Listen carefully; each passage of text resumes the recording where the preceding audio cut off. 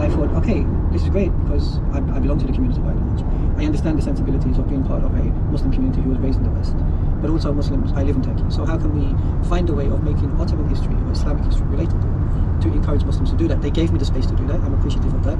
It was a very different style and pedagogy that I used. It was designed for the Muslim community. It can be read by people who are not part of the Muslim community in that sense, and it was a piece that caught me by surprise because I'm the type of person, whenever I write or do this podcast, I won't revisit it. I just wanted to, it's out there and let it do its thing.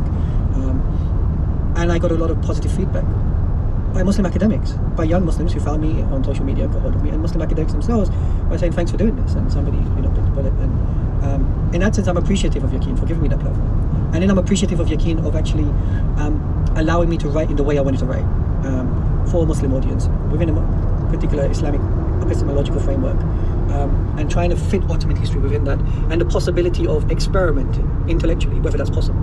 Whether it's possible not simply to write as an academic, but also write academically, but within the Muslim epistemological space. So, yeah, that's how it came about. You're going to be giving, during the time, okay, you're going to give a lecture this evening to predominantly Muslim audience, and also you're going to give one in High Wycombe. How important do you think it is for the few Muslim academics that there are to speak to their own community about their specialisms and about sort of cultural topics beyond obvious religious ones? I think it's really important actually.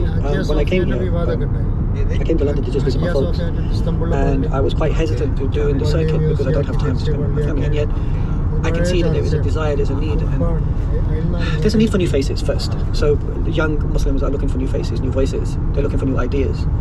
We've been listening to the same people over and over. And then, as you said, there are those of us who are academics who have something to offer. And I think that we have a responsibility. I think as academics, we should be activists within the academic space. There's a way that we can do activism, but we should be vocal. Young kids look up to us, and we should be visible. Young kids look up to us? Yeah. Did I just give away my age or how old I feel? I don't know whether young kids sort of look up to academics as opposed to footballers. But it's a very valid point. That we live in a culture of celebrity. Even Muslim celebrity scholars, young kids look up to them more than they'll look up to someone like myself. And in that sense, I guess what I'm saying is that young people look up to people within their communities and within the social media space that are visible for them.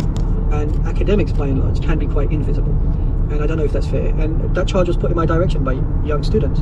And I conceded the point and said to them, you're right. And so when they asked me to turn up to High Wycombe, I said, okay, let's do this. And I want to give back to the community. And I've tried to give back to the community not only here, but wherever I go. So when I went to Malaysia, I was invited by the Korean community, Muslim community, to give a talk on Ottoman studies. They couldn't afford to have me, because I paid for a flight and stayed in a local B&B just to give them that.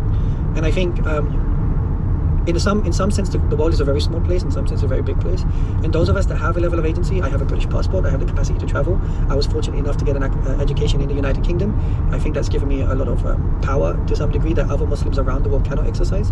And I think it's time to give back. And so in terms of High Wycombe, I hope that rather than we have an idea on celebrity, I don't want to be that they can understand the ideas and put it forward and run with it.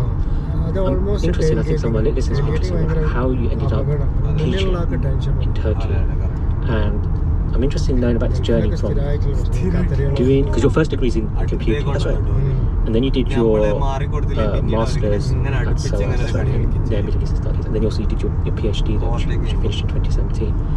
And Turkey's not the obvious place for someone to go to teach in English. It sounds like a strange. It is an obvious place for Ottoman studies, right? But not many young Ottoman academics who have got a degree from, let's just say, Europe or the United States of America are going to invest in Turkey. The resources are not the same. And then there's a huge cultural jump you have to make to go to a place like Turkey. And then there's the language issues which you have to adjust to that, the cultural issues, cultural shock or whatnot. For me, I was willing to give it a go because firstly I wanted to invest in I'm concerned about the brain drain that's taking place in the Muslim world. I used to live in Syria, I was studying Arabic then, I saw it there prior to the war, of this humongous brain drain, of the best minds we were losing. And it's to the detriment of that society. And so when I went to Turkey initially to study Turkish, I then realized, okay, wait, I can give back to this community here. And you got to remember, my students, many of your listeners will know this, but my students are from all over Turkey, from some very poor backgrounds. I'll give you an example. I had a student, I told her to write an essay, and not by hand, but type it, and she sent me the whole essay on WhatsApp.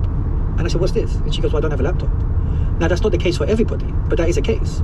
And so what you start to realize is that I'm teaching a form of education I got in the United Kingdom to students who would never have that access. A parent came to me on graduation and was crying, said I could never imagine a teacher from England teaching my daughter. That didn't cross my imagination. And that for me is important. But on the same token, I've had people in England say, well, you've left England behind, you've abandoned us, what about the community here? You were so invested. So whenever I come here, I try to give it a go. So it's not an easy space to negotiate personally, it's emotionally hard. But at the moment, Turkey's a place where I can comfortably say, has been good to me. And I'm giving it my best shot for the people that are there. And my students are not just Turks. My students are from Syria now, my students are from Palestine, students from the Balkans. And we are having more and more students coming from the West who are looking for an alternative space to study. And they're coming to Istanbul. So Istanbul's becoming an exciting city. So you're teaching in English medium. What kind of opportunities do you think are there for people for postdoctorals? I think it's a good question. How did you end up getting that job? Was that something you just saw an email? No, actually, it was based on recommendation. I was studying out there, and I was doing a lot of free circuits. So I was teaching for free on the Waqf circuit, students, people. A friend of mine who was, he said there was a vacancy at Istanbul University. I went to Istanbul University, I had an interview, and they interviewed me. And they liked what I was presenting, and they felt that qualifications made it easier. I had to take, in relation to the type of pay I would have received in England, I took a huge pay cut, but the money was irrelevant, the experience was more important. And then I went in, and they gave me the freedom to do what I wanted, which is something we don't have in the United Kingdom. I created my own syllabi, and I had a lot of freedom with my students, and I wasn't micromanaged, and I just thought, okay, this is great. And give us a sense what it's like to live there and to commute. I mean, so Istanbul was a draining city, but I mean, it's a beautiful city. It's the center of Ottoman studies in that sense.